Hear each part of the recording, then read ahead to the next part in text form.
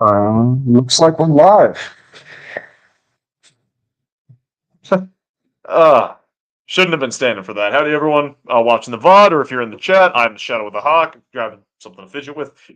And this is a Hawk Talk. What is Hawk Talk? Hawk Talk is basically just I hop on a stream by myself and I just talk. I talk with the chat. I can turn this on. I just realized I've got light. I've set up a light. I can turn a light on. Let's see. What does that look like? Oh, that's excessive. Let's see. Can we fix that in any way? No, that's worse. That's the best we got. Okay, if I tilt, if I do that, it pisses off the shield. So let's move the shield. I've been testing this. Anyway, no, Suka, I am not late. No, wait, no, that's not what I wanted. Suka, no, I am not late. Late would imply that there was a time. I give a general hour to 2 hours after this was created. I mean, granted, it probably was 3 hours, honestly. Yeah. So, topics. I've got two main topics, being why Adam is right from Hazbin Hotel, and then why young men seem to be infatuated with Sigma characters, like Patrick Bateman, Tyler Durden, Ken, Soldier Boy, etc. And then some other ancillary stuff. The new Warhammer releases that actually look pretty good. They look pretty fun. GW is still a shit company, but hey, their game is pretty fun. Um, and yeah, like that. We'll be talking about that. So, starting off, why Adam is right, boys and girls. Why is he right? Well, for a little bit of context, what is Hasbin Hotel? Hasbin Hotel is it is a show for autistic 13-year-olds or 30-year-old women. That is the target demographic of this damn show. It centers around the daughter of Lucifer Morningstar, Charlie Morningstar, who is the princess of Hell. Yeah, Hell. Yeah, no, the messaging is very, very on the nose, incredibly, indubitably. And she doesn't want her people being slaughtered by a yearly event known as the Extermination, where exorcist angels come down and kill them all for fun, for lulz, for memes. Unironically, that is the reason given. That extermination is entertainment for those who are divinely favored, or something to that effect. I don't know. I can't play the song because copyright. I've also got the Sigma. I've also got the Sigma music, by the way. I've got hold on, if it will load. Okay, it doesn't want to load, but I've got like the Sigma music on this freaking channel, and it doesn't. It gets my videos taken down, so I can't use that. But semantics, rambling. Back to this. So Adam. Adam is the leader of the Exorcists. He's the one who organized the extermination. He's also the first man, meaning that he was the guy whose wife was stolen, then had his second wife corrupted by the same dick. He saw his family, because every single human being is descendant of him, get some of them get cast into the fiery abyss because of the actions of his whore ex-wife and Lucifer. Wouldn't that make you kind of pissed?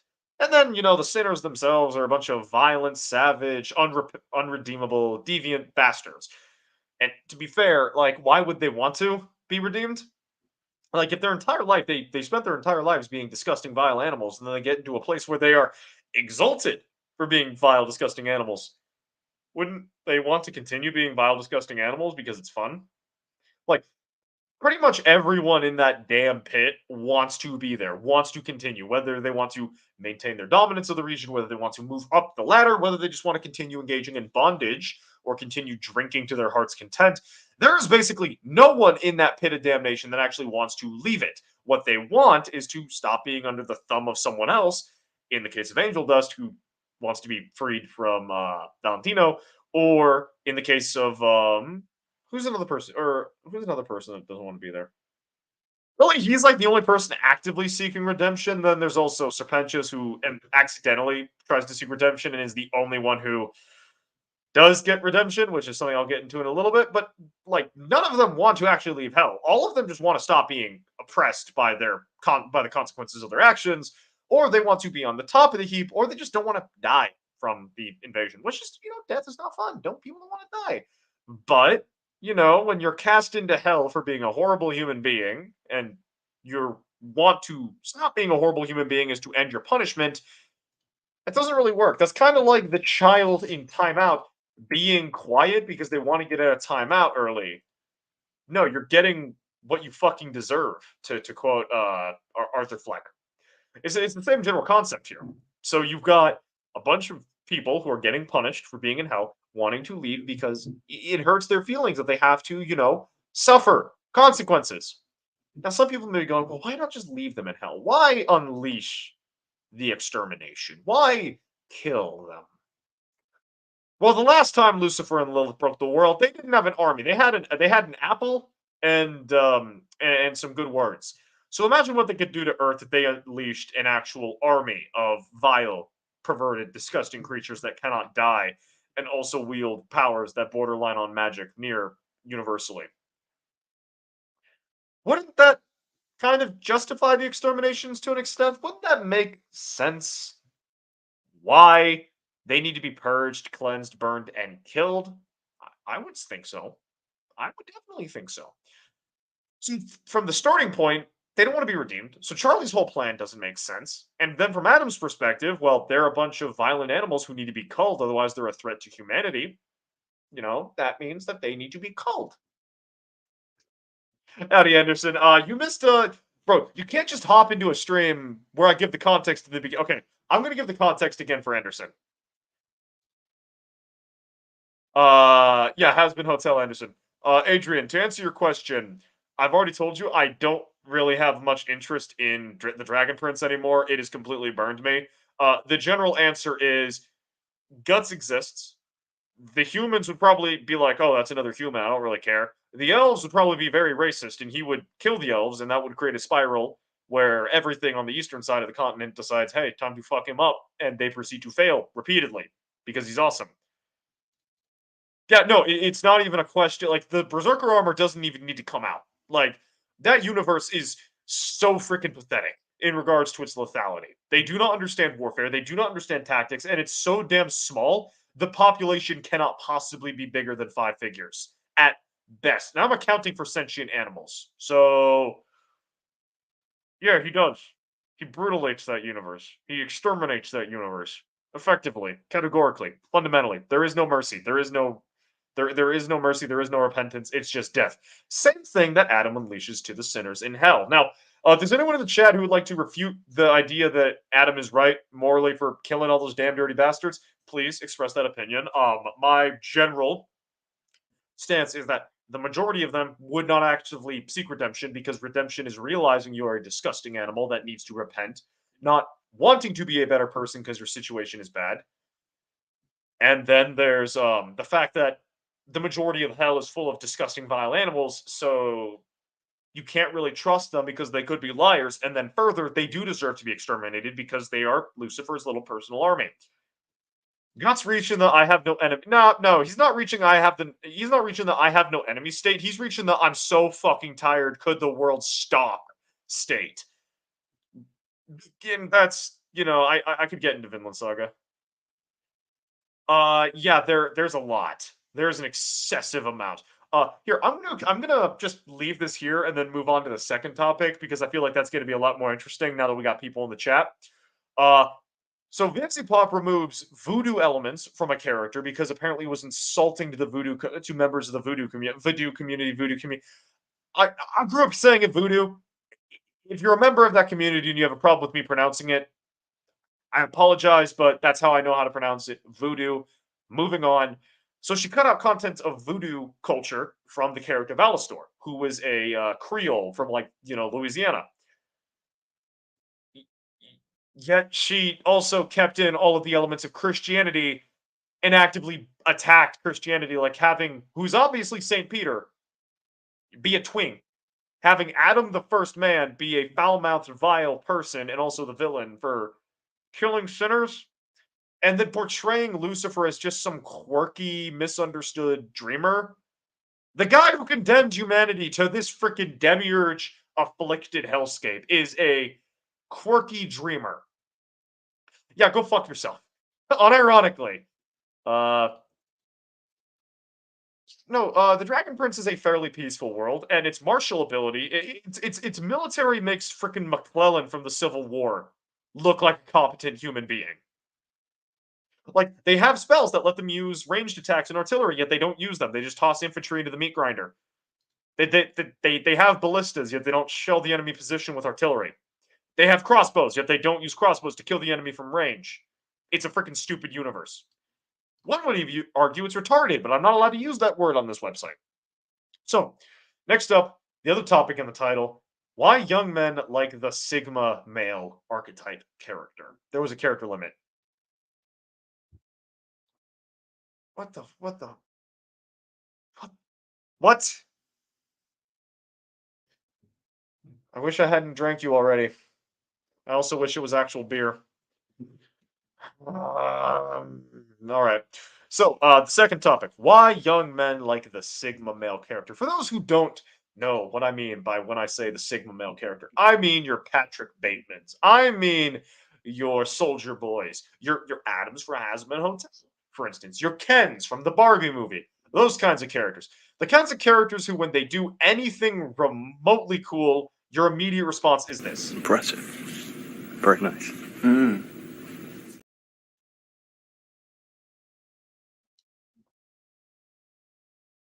I'm not even going to give that a response. I'm not even going to give that a response, Anderson.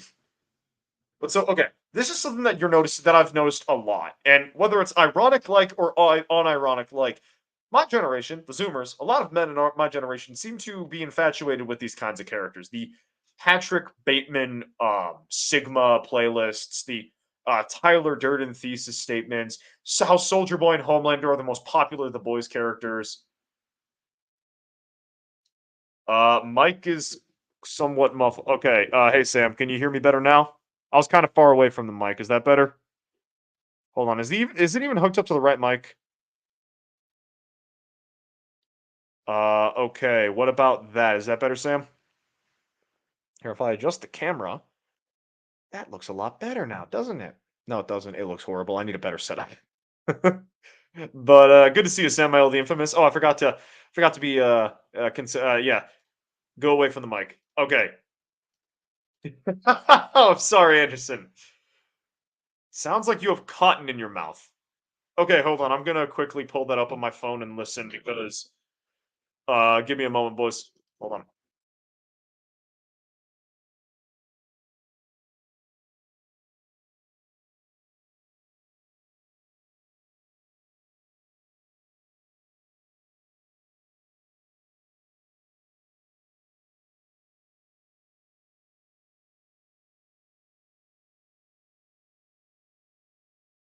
I'm gonna guess that's something on your end, Sam, because I just listened to it on my phone and it sounds like my normal, horrible, my mic is crappy self. Anderson, are you hearing? Fucking really, Anderson? Really? I feel like that's a dig at me somehow. But yeah, Anderson, are you noticing anything? Because I just checked on my phone and I'm not seeing any problems there. So Sam, it may be something on your end, or I'm completely and absolutely great. Yes, yes, Sam, I got this at Best Buy for $40.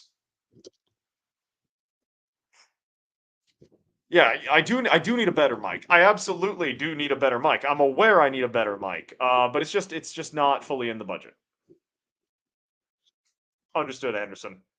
But yeah, back to why my generation seems infatuated with the Sigma male character archetype. And I want to here's before anyone leaves and thinks it's not a good thing. It's really not a good thing that you got guys unironically like looking to Patrick Bateman. Howdy, Outpost Nerd. Welcome, welcome, welcome. How you doing? Holy shit, it's actually been a long time, dude. I thought you were dead. No, I didn't. Yeah, but it's been a long time anyway, man. Hope you're doing good. Yes, no, we've known this problem. I've gotten so much shit on streams for how bad my mic is. No, and Sam, here's the thing. So that's my mic. Uh, where is it? This is my other mic. This is the mic on my laptop. Been working a lot. Gotcha. Yes. No, I'm getting into that. Like Sam, I'm getting into that. Like don't worry. This is not some like Patrick Bateman, Tyler is right type thing. This is why these characters. This is why from like my generation I've been here like because I've unironically met guys who will like talk about Patrick Bateman or Tyler Durden or Soldier Boy and be like, yeah, they're jackasses, but they kind of have a point. Or like all the freaking Sigma male playlists and stuff like that that exist out there. And this has been an idea that's kind of like been rolling around in my head, and I've tried to make a video a few times, but like I've never really liked how it turned out. So we're doing this live. We're ripping the band-aid off. We're shooting, we're burning Cortez's ships. We're talking about this. Why are young men liking the Sigma male archetype character? And frankly, it's because the Sigma male archetype is someone who challenges or breaks the social contract. See, we live in a period of time where the social contract, and for those of you who don't know what that is, it's basically an enlightenment idea, the idea that you give up portions of your freedom for civilization and society providing safety. For instance, okay, we'll do it live. Yes, exactly, man. Exactly. I just got out of the shower. I'm an ugly motherfucker. I should probably be wearing this because this would probably improve my appearance in regards to facial features, but we're not doing that because it's cringe AF. But so the social contract is an enlightenment ideal, which basically posits that in order to be safe within society, you sacrifice certain freedoms.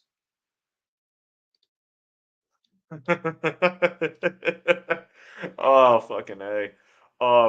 So you give up certain freedoms. Like for instance, I can't just go next door, kill Ted the barber, and take his wife and daughter and bring them home and double the number of wives and triple the number of wives or whatever. I can't just do that.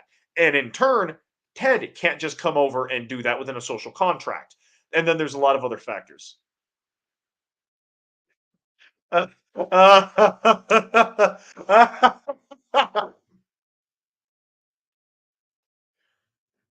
That I'm pinning that. I'm fucking pinning that right there. That's getting pinned, Sam. That's getting freaking or starred or whatever. Oh, that's and then if I got your views right, the Sigma Lone Ranger are tired of being belittled. Yeah, basically. See, it's that's basically what it is, Outpost Nerd. It's the social contract. You give into the social contract, you be a contributing member of society, and you sacrifice certain freedoms with the expectation that you get something in return. Historically, young men would be farmers, they'd be warriors, they'd be builders, they would do all these hard, dangerous, menial pieces of labor with the expectation that society would care for them. There would be they'd get a spouse, they would get children. When they grow old, said children would provide for them, etc. Society would give them something for for the sacrifices they make for society, and in turn, a woman giving up aspects of her giving up freedom of movement and freedom of self-determination and becoming a housewife would get safety, security, shelter, food, etc. from the man in the relationship. So both were sacrificing things, but ultimately gaining a major benefit and not having to be too concerned with the rest of the world. The social contract is actively against young men in the modern day. Young men are still expected to be builders and farmers and soldiers, but they are not guaranteed. No, I'm getting there. And by the way, I'm talking about like the Sigma male archetype, Sam. I'm not talking about a guy who goes, yeah, I'm a Sigma. I work out and I eat protein and I'm the liver king. No, I'm talking about the archetype, the character, the Tyler Durdens, Patrick Batemans, etc. Um, yeah, yeah, sorta. And then I don't know what that reference is, Anderson. I don't watch a lot of anime. No, exactly. So for legitimately good reasons, there were certain things implemented after so so society more or less for most of human history has catered to young men because young men are the most violent and savage animals on planet Earth. If you have a population of young men that have no prospects, they will burn society down or they will abandon society to go burn down a different society and build their own prospects. You see this with the Mongols, you see this with the Saxons when they come over to the New World, you see this with the Danes when they come over to the English, you see it with the Romans, you see it basically anywhere.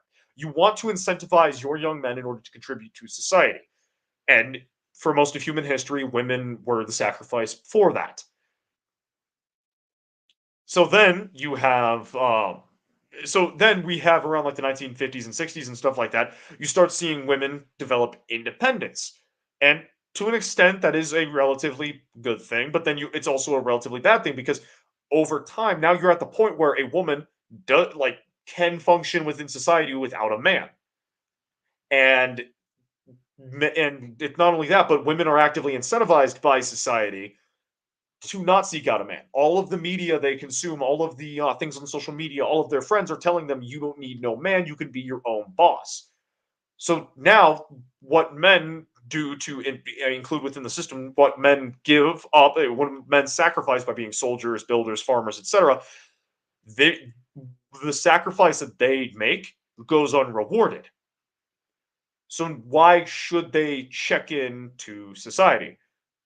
Yeah, exactly. A man's purpose is to endure. We are stone and iron. We are the foundation of society. It is not our place to question why. It is only to do or die. But we're still people. We still have our own drives and selfish ambitions and aspirations. So what happens when a young man goes up through his life and is told if you do things correctly, if you follow the rules, if you do things right, things will work out for you, and things don't?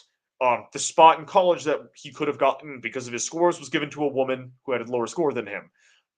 He is living on the street and he can't find a place to stay because all of the shelters only allow women and children. His wife decided to abandon him for a younger model. She's taken the kid, she's taken half his assets, and now he has to pay a portion of his check to Social Security. Or okay, you're a soldier, you get your leg blown off in the middle of war, you come home, the VA is too incompetent to give you your benefits, and no one wants anything to do with you because you're damaged goods. So society is actively punishing you for paying into it. Now let's take a look at certain Sigma characters, your Patrick Batemans, your Soldier Boys, your Homelanders. They are men who have the power and the lack of care that they just ignore the social contract. Patrick Bateman butchers people because he feels like it's fun. Homelander does whatever makes him feel good, and if killing people happens, okay, cool, it happens. Soldier Boy does whatever debauched, disgusting, vile thing he wants because who's going to stop him? They actively ignore the social contract, and to men who have grown up in that situation for most of their life in a social contract that actively pushes them down, that kind of character is going to appeal to you in the same way that if you grow up in a society where being a gallant and good person will reward you and you're actually seeing a reason. All right, Sam, sorry for scaring you off, man. And okay, yeah, this is absolutely correct. And that's again, I don't subscribe to the Sigma red pill mindset type stuff because at the end of the day, the solution is not checking out because everything burns. The solution is making a better society. And yeah, Sam is based. He's got his own channel. Hold on, I'll link it. Check out Sam Mile the Infamous' channel. He's got a better channel than me. He's a better person than me. Why do you not have your fucking channel linked in Twitter, bro? Now I gotta Google you. Now I gotta go to YouTube. You freaking kidding me, Sam? You're making my life so difficult. I just want to chill. I just want to chill. Why won't you just let me chill, man? Samael the Infamous. Yeah, so if there's anyone in here who's not familiar with Sam, go check out his content right here. And yeah, so you have these characters like Soldier Boy and Homelander who actively ignore the social contract, and no one stops them. In a society where the social contract is actively pushing you down, that is your aspiration. That is what you want to be. You want to be able to break out of the social contract. But even further, you then have characters like Tyler fucking Durden, who doesn't just check out of the social, he breaks the social contract. And he is the Messiah type character. He is the prophet. He and Ken actually, Tyler Durden and Ken are the Messiah type characters. They are the ones leading the flock away from the social contracts, tearing down those walls and building up a society where they are allowed to flourish and they are allowed to thrive and they no longer need to suffer. So with that last statement, I'm going to hop into chat and check out some of the stuff. All of us are tired of being. Hold on, where was it? Yeah, I showed that from Sam. Look, Outpost Nerd. Look at family courts for a prime example. Yeah, exactly.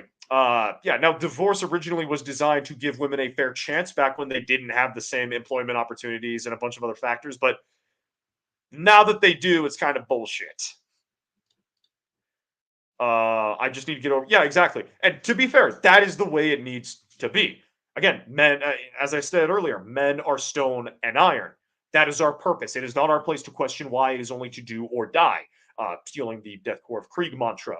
But at the end of the day, again, there needs to be a reason why. There needs to be a motivation why to do that. Throughout human history, there's always been a reason, whether it be for God, for glory, for family, for clan, for country, whatever. There's always a reason you are doing it, and you are always getting some benefit out of it.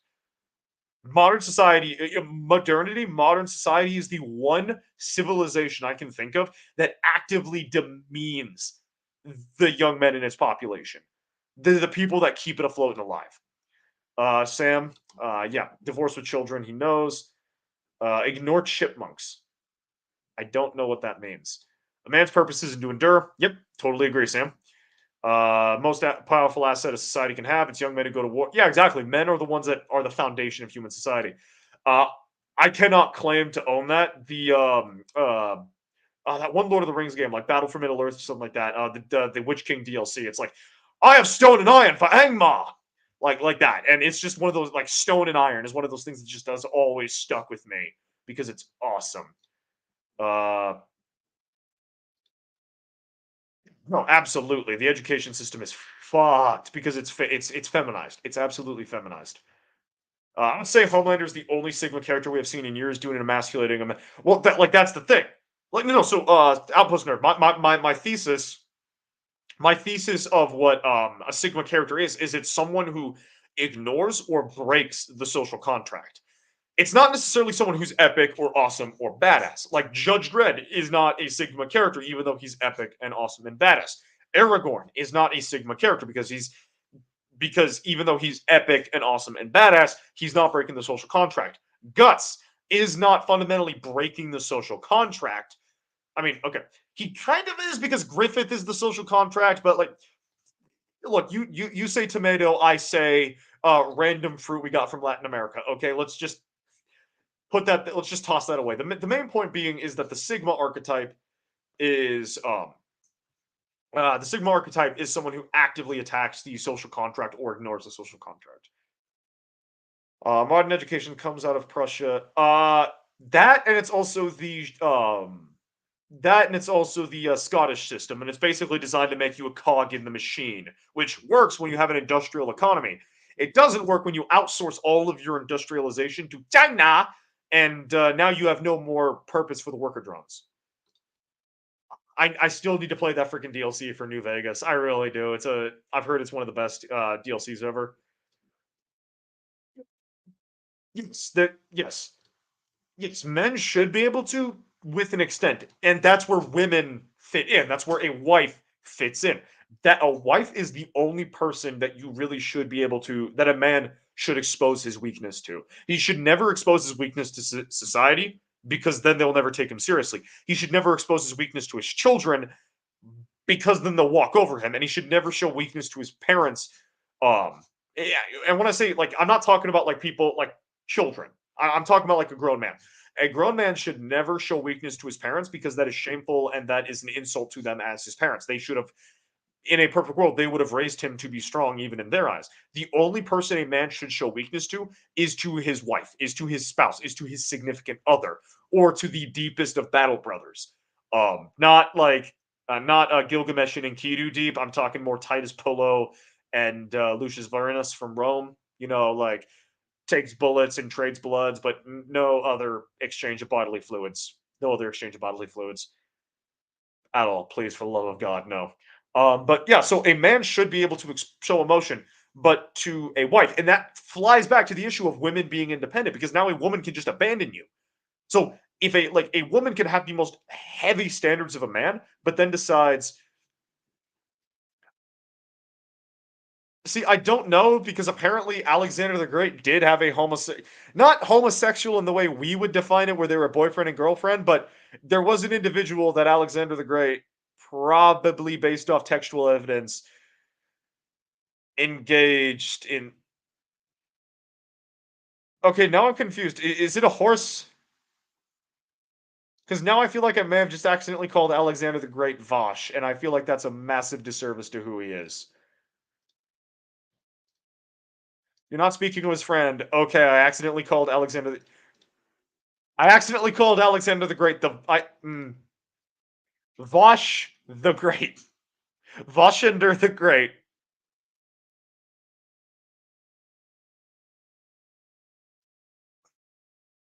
Hold on. Hold on. Hold on. Why am I doing this? So, for those of you who are not fully aware, I have a fantasy map that I've just been building up for the lols and the memes. And, Voshinder the Great is going to be a name that's on here now because that is just too fucking stupid not to include. Hold on. Voshinder the Great. Would someone please fucking shoot me? Like, just unironically, would someone just please fucking shoot me? I'll pay you. I'll fucking pay. Voshinder the Great, a mighty warlord with interests of an equine nature. Ah. Why do I do this? Anyway, so yeah, so that's like jumping back to the Sigma male archetype character thing. That is the fundamental reason why the Sigma male archetype is seemingly so beloved by the Zoomer generation. It's the fact that it exalts and exemplifies an individual who is powerful enough to ignore or break the social contract. And when you are the generation that is objective, no. What do I need to know, Dempsey? No. Why damn it? Okay, I'm arguing like I'm not saying it's a good thing. I'm not. Or is this about the Vosh comment? Okay, if it's the Vosh comment, I will take the damn it. I deserve it. But if it's the freaking Sigma male thing, no. This is a legitimate, articulated thesis. How you doing, man? How you doing, Dempsey? You doing good? Hope you're doing good. I'm gonna drink a protein. I'm gonna drink a protein shake. Just saying hello. Ah, yes. No, like that one episode of Family Guy where everyone just shoots Mort to say hello. They just shoot the Jewish guy to say hello. You gonna say that on YouTube? Oh, okay. This is something that I'm curious about, and I was testing this in a video, and I never posted the video. YouTube, am I allowed to say twink? Am I allowed to say twink? Is that a word I'm allowed to say? Is it a slur? Is it a like descriptive? Is it a descriptive of a man who is feminine and in a homosexual relationship? I'm just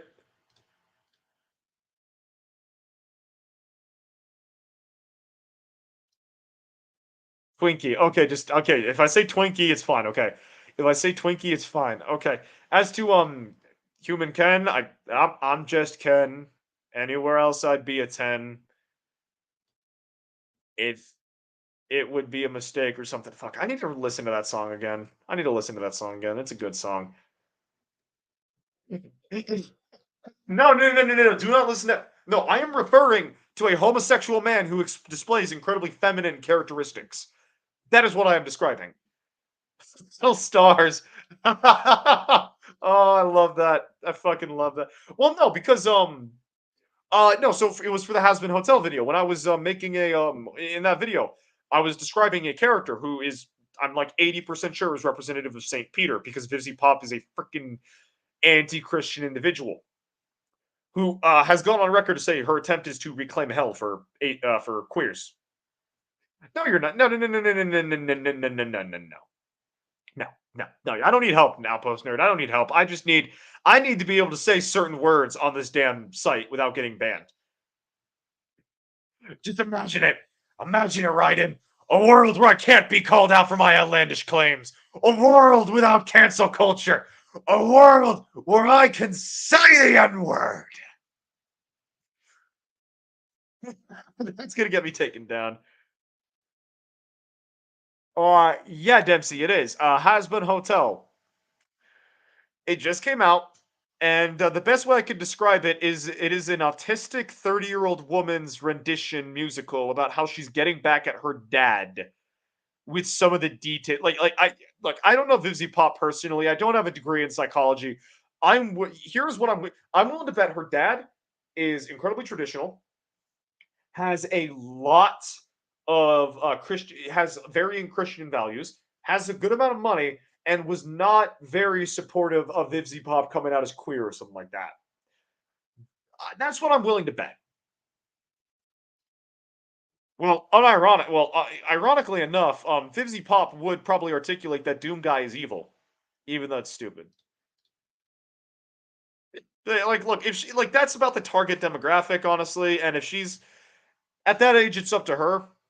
In my opinion, if like it's a the show is bad for a lot of reasons. It's very badly written, but like if she's a senior in high school or a senior in college, she's like old enough. That's on her. It's not good. It's just not good. The pilot is so much better quality wise, and then the the creator outright said she wants to reclaim hell for queers. So it's like, mm, I mean, yeah, you're good, nerd. Husband Hotel. It's not even mid. It's just bad. Unironically, it's just bad. Like it is just bad from like it's too fastly paced. It's got too many fucking characters. It's got too many characters. Like there is a character. There's like this pudgy like old lady like character who's like this 1920s flapper who gained like 50 pounds because she ate at White Castle. Who shows up for an episode to draw people to the hotel so that Alastor can kill them just so there's a fight scene in the episode. And then this character never comes back. She doesn't add anything to the plot. She doesn't reveal anything about like any of the characters. I mean, she exposition dumps information that you get in the pilot. So if the pilot was, part of the season, you wouldn't even need this character to show up. Yes, Outpost Nerd. Absolutely. The pilot was so much better. Like here's the thing. They could have had this like little thing go as an introduction to Cherry Bomb, a character who just comes out of nowhere in the next episode to take Angel out drinking and then is not there until and then shows up at the finale to toss bombs at angels. No, Hell of a Boss was good, and then it got into the gay demon rom com elements, and it just failed because it was the pilot was murder, murder, death, kill. Every episode up until episode 6, I want to say, was just murder, murder, death, kill. Like that's what the show was, and then it jumped the gun. Like the fundamental issue that Vivzy Pop has with her stuff is everything just goes too fast. Like you are expected to like a character arc happens within an episode and a song. You're not when a character is introduced or you are given. Oh crap! I spit on the mic. That's how you know I'm properly hydrated, folks. When the character is introduced or a plot point is introduced, it is resolved within 6 to 8 minutes of being introduced. Everything moves too damn fast. Well, yeah, Outpost Nerd, because we live in a world where the weak are objectively good, and if are objectively good, and Lucifer is weaker than God. So, ergo, by the leftist perspective, God should be evil and Lucifer should be good. Also, God has these pesky little things called rules and morals that we must adhere to. Lucifer says, "Do as thou wilt." So, if you're a degenerate, vile, disgusting thing that likes to fuck horses, hi Vosh, how you doing? Or if you your entire personality is dressing up as cotton candy and fucking anything that moves, engaging in aggressive copulation with anything that moves. Sorry, got to keep this YouTube friendly. I really don't, but twink. Anyway, uh, then you're going to side with the degenerate, vile thing that says do that. Hey, Jock Nerdy, how you doing? I apologize for me getting heated and for some of the word choice I'm using. Anderson, here's the thing. Okay, there's fast, and then there's has been hotel fast, where like every like again like you get a song is used to solve like pretty much any character conflict that's happening, or like the episode where you go to heaven, like you go to heaven, and then you don't actually see any of the characters, or there's hold on, so hold on, let me think. Gotcha, Jack. Gotcha. I still feel bad, man.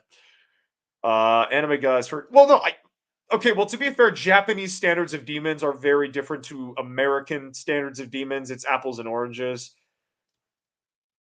Yes, exactly. It is the exaltation of the self to the absolute extreme. It is liberalism and individualism taken to the absolute extreme. And I blame the Bible thumpers during the Satanic Panic allowing this to ascribe to the level that it has. because if they hadn't been so damn aggressive, people wouldn't be anti-moral standards. But because you were being yelled at for playing a game where you killed the devil, now it's okay to hate all standards of morals, I guess. I don't know. What was I rambling? Oh yeah, Has Been Hotel. So you have like the where you go to heaven, right? You are introduced to the seraphim, the two characters, Sarah and the child one. I don't remember her name because I don't care. And like you don't really know anything about these characters aside from one is very old and serious and the other is very childish. And then you get like in the song, it's like, hey, maybe the souls can change, maybe like we can do better, like blah blah blah blah blah blah blah blah. Blah.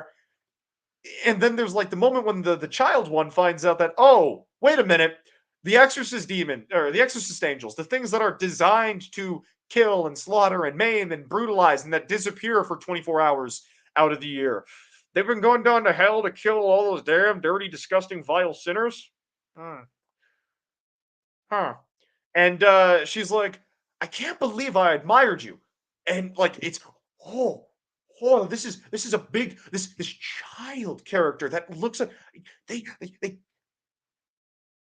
when were you established to admire this character? When were you like we saw you in like one other scene. You're sitting up in the freaking peanut gallery, then you start singing as if you're an important character when you've had maybe 40 seconds of screen time. And now you have this character arc of going against heaven's status quo and leadership. And oh, you're not ever mentioned again until the finale, where you're just sitting there as Alastor is revitalized. Not Alastor. No, Serpentius, not Alastor.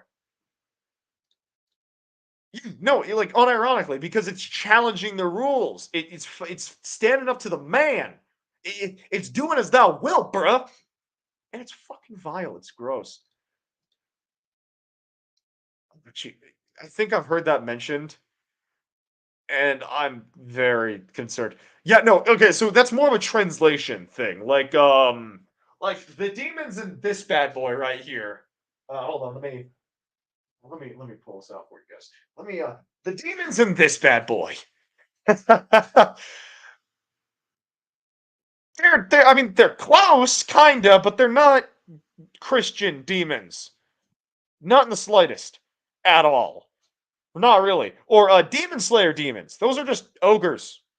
Vampiric ogres. That's what they are. They're not demons. Western demons at any rate. But we call them demons due to translation issues.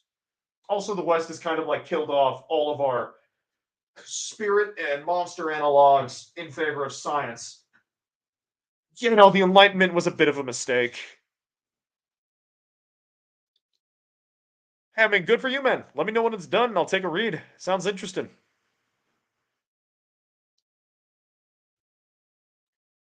No. Dude, hold on. Hold on. Hold on. I'm gonna show you something. I haven't read Devil May Cry, but that's a lot of fucking Daikatana. That is an excessive amount of Daikatana. Oh fuck. Oh no, did I break its spine? Hold on, I may have discovered that stacking 5 Berserk Deluxe editions on top of each other is not a good idea. That. No, okay, it's good. It's good. It's acceptable. It's passable. It gets an A for effort. Let me see.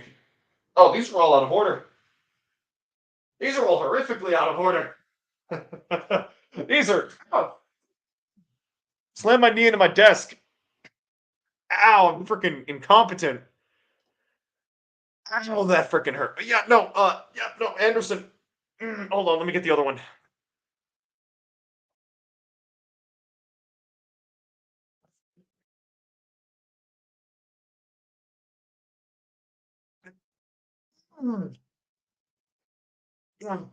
$300. I'm holding $300 of very bad decisions right now. Ow. Oh, my fucking knee, man. That's fun.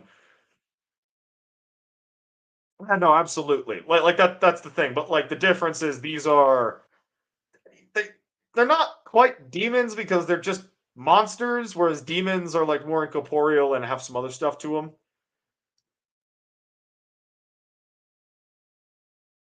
Yeah.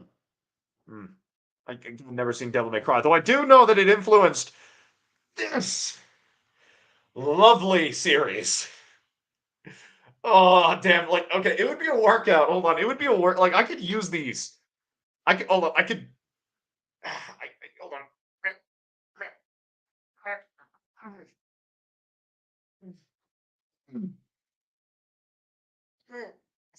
Oh, fuck. It's falling. It's falling.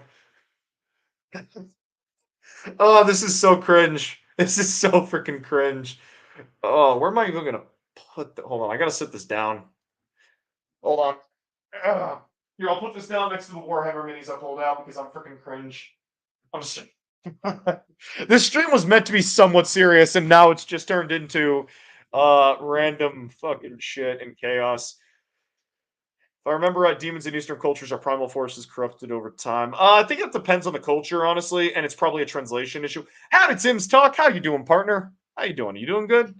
Uh, Again, like demon, it's a Western word. So like we demon, it's something that like we need to like for instance, evil spirits in like Native American mythology are not demons. They're something completely different. Oni in Japanese mythology are something completely different. Tricksters in African mythology are something completely different. Yeah. It's like yeah. Yeah, we're trying. It's like it's like trying to speak to aliens somewhat. Like you're expressing similar ideas, but they're going to be subtly different in different ways. So yeah. Um, let's see. Do I want to pull in a Mira and just toss the link in the chat, or is that a very bad idea? I feel like that might not be the best of ideas. Hmm. I feel like it's a very concerning idea. You know what? No, let's do something fun. Let's talk about Warhammer. Let's talk about the Warhammer. Let's talk about some of the new Warhammer teasers and stuff. Is this the link that gets me all the cool stuff? Yes, it does. Okay, let me turn off the stream so I don't get copyrighted. And let us share screen. That's what I want. Yeah. So let's talk Warhammer, boys and girls. Let's talk War. Oh, let me get my. There, that's better. Let's talk Warhammer. So Warhammer's recently had like this big release set of releases. We got this new Chaos Warrior individual. They've like talked about some of the new dwarf releases for Old World that you'll be seeing. Something I don't care about because it looks weird. A box that I'll probably be getting because there's dogs. Some new Chaos Space Marine stuff. A box I'll be getting because it's got Genestealer Cult. And yeah, that's all the stuff that's been released. So let's move. So here we go. So the Spear of the Everchosen heralds the final chapter of the Dawnbringer. And I haven't been paying attention to the Dawnbringers. Like frankly, to me, Age of Sigmar sucks when it because it focuses too much on the gods and like the super epic stuff. I prefer like the smaller scale stories, the like the princes and the kings and the lone adventurers. I agree. I really hope it's good as well, Anderson. And yeah, no, this is a hawk talk. Okay, it's as schizophrenic as me. But yeah, so we have this chick, Abraxia, the Spear of the Everchosen. I think it's a chick. Yeah, it's a her. Yeah, so like this model, yeah, like this is not bad. This is a pretty cool looking model. It's not overly detailed. Like this is something pretty cool. Um, my big thing is I don't know, like it just feels like Age of Sigmar is getting mostly like female characters, if that makes sense. Like you've got like Indrasta for the Stormcasts, then you've got like that new Hive Crone Crow chick. You've got what's it called? The Mary Sue chick who's riding a Manticore, which those are Beasts of Chaos, but she's a City of Sigmar chick. Like it feels like they're moving towards a more feminine angle to me personally, and it kind of annoys me a little bit just because it's like Like, okay, first of all, I do not like all of the super OP, super powerful characters because it like what's cool about Warhammer to me is building your own armies, building your own basic guys. Like, hold on, I keep turning the camera off because I keep wanting to make a point. Hold on, like I like it when you have like I like it when you have a lot of rules for very basic minis, so you can tell your own stories. Like, here we go. Like, I've got this Keller morph, right? This is one of my first minis I ever painted. And like, this is a fairly powerful basic character that can do a lot of really, really cool stuff. This is Ridger, I think his name was. He's like the leader of a militia, and he's able to do his own thing. I don't need a like super powerful character to run my army. You've got Ridger here, and he's able to do his own thing. Or I've got my Primus right here that I kit bashed using a comma. Fuck, hold on. Let me get the light a little bit better there. There we go. That looks a little bit better. This is my Primus that I kit bashed. And I'm able to like do this with like my really cool character, and I can buff him up and I can make him really, really cool. And he's able to do his own thing. Um, I don't really, and it feels like you can't really do a lot of that with modern Age of Sigmar to that extent. Like you've got books like Prince Mesa or The Court of the Blind King, where you had these like low level characters, but you can't really represent them too well on the tabletop because anything that would like be above just a basic captain is god level. Like it's literally you have gods statted in the game. Kragnos and Marathi are things that you can play. The gods of the setting are things that you can put on the tabletop. And it's just not as fun. Or like when you're playing on the scale of like wars that span continents and involve gods, like the defense of a single city, like the dozens of mortals that are putting spears in the hands of children and holding on as best as they can, it loses its weight when the scale is like Archaon the Everchosen versus Sigmar. It's just, I don't know. I don't like the heavy emphasis on like the big ultimate characters. So like, I mean, it's a cool model and stuff, but And then we got the dwarves are coming back. They're releasing some minis for the old world. Old world, like I mean, like some of the stuff's cool. Like I like this. This looks cool. Like this all looks cool and stuff like that. And I'll probably pick up some stuff just because I mean, like the made to orders look kind of cool and things like that. And I don't really own a lot of dwarves IRL, but it's just like I don't know. Yeah, we kind of need it. We very much need it. And then here's one that I'm actually probably going to pick up because you get this cool centaur guy and you get these doggos. And yeah, it's constructs out of spite and flung to the range of the wilds. Each cohort is led by a Cavalos Centauri of the Liege Cavalos and their former steed, and herded by Mortex Cyclotians. Bestial Minds, Tritic Prowlers are debased hunting beasts. So my understanding is like these are all just like cast off scraps, and then you've got these like fairy spirit things. They just want to go home, but they're cursed and stuff, and they're not able to. And I think these are going to be a really, really cool thing to own.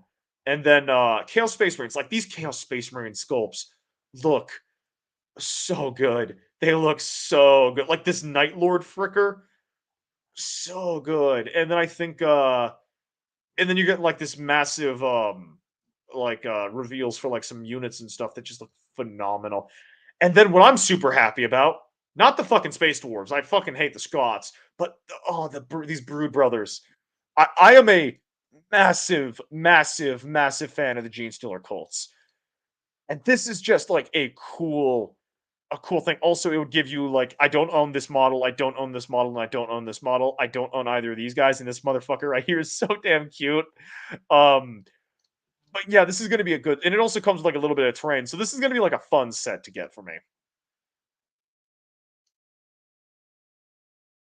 That's like honestly the best way to describe it, and it's why I'm not really too into it as a setting compared to like it's just the stakes aren't there really because it doesn't really matter. It doesn't really matter what like Prince Nasa does or Nasa or Mesa.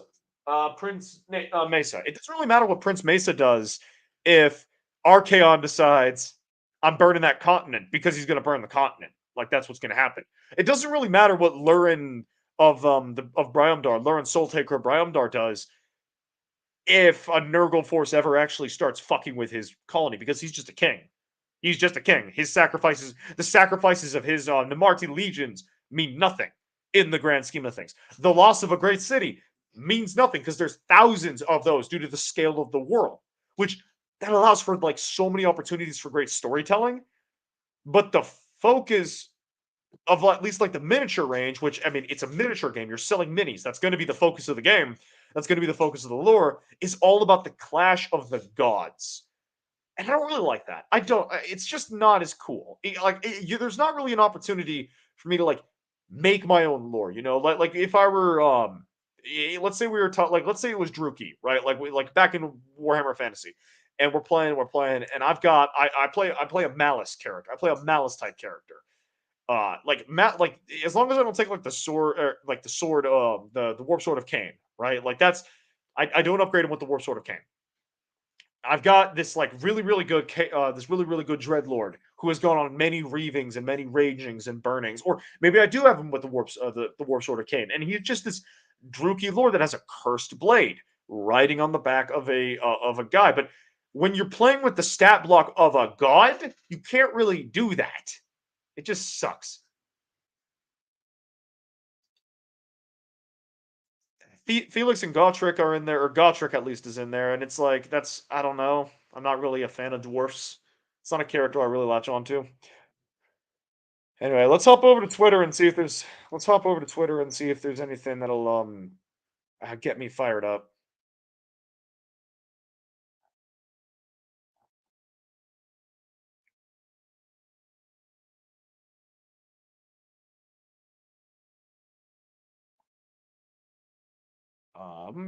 Do.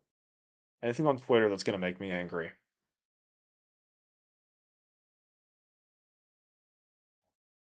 Hmm. I'm not seeing anything on Twitter that makes me angry. So if the chat doesn't have anything, then I guess I'm just gonna end the stream here because not really much else to be talking about, really. I talked about Adam and why he's right, and I didn't hear a refutation, so I'm going to take that as I'm correct. I talked about why young men like Sigma male characters, and I can feel Samael the Infamous getting ready to backslap me. I'm not able to discern that for myself, Suka. I'm not allowed to apply labels. I cannot describe myself as beta. I cannot describe myself as alpha. It is up to the determination of outside society to describe me. See, that's a topic I don't really know about, Anderson. So pass this time. Pass. But yeah, so I've been the Shadow of the Hawk. Thank you very much for coming in for a Hawk Talk. This is going to be something I try to do once a week whenever I've just got time to do it, just to sit down and chat and, just discuss things that I can't really do on other streams because I suck at making videos. Basically, the reason. You can check me out in a lot of different places. Namely, check me out on Twitter where you can see my bad takes. Check me out on my coffee page. Also, Shadow of Hawk 55. I'm going to be posting a second chapter to Paradise Gone tomorrow. So be on the lookout for that. It should be a lot of really, really good stuff. And have a good one, everyone. See you next time.